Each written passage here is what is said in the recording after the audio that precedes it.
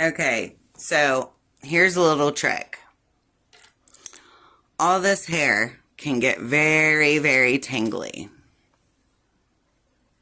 It can be very, very tangly. And it can be very aggravating when it does that. So I don't know about anybody else that does these. I have figured out over time that this stuff, if you just barely take a little tiny bit, rub it in your hands, and coast it over top, coast it on your hair, before you start pulling it apart and separating it and all of that jazz, this stuff is like the best stuff ever to prevent your hair from tangling as much. So I definitely recommend doing that.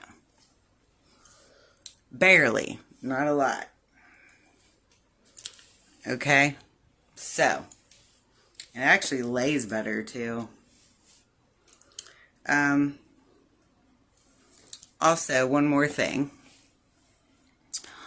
Sometimes our crochet hooks, they like to slip. They like to come out of our rubber over time from heat from your hands, just from constantly using them. So, little trick.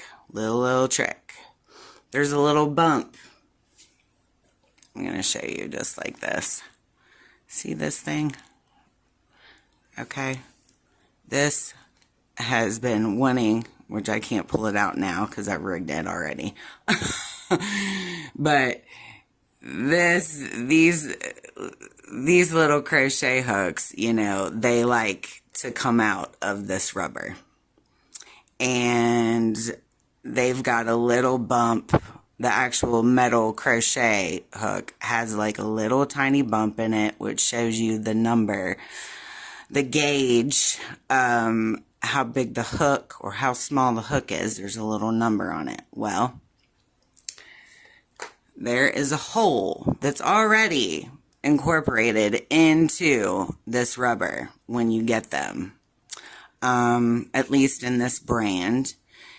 And so what I did is I stuck this crochet hook back inside the rubber, and I made sure that that bump was behind this, as in behind over here.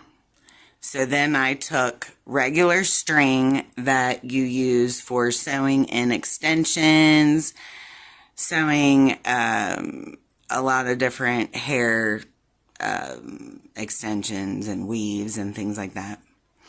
I used that string because it's very, very strong.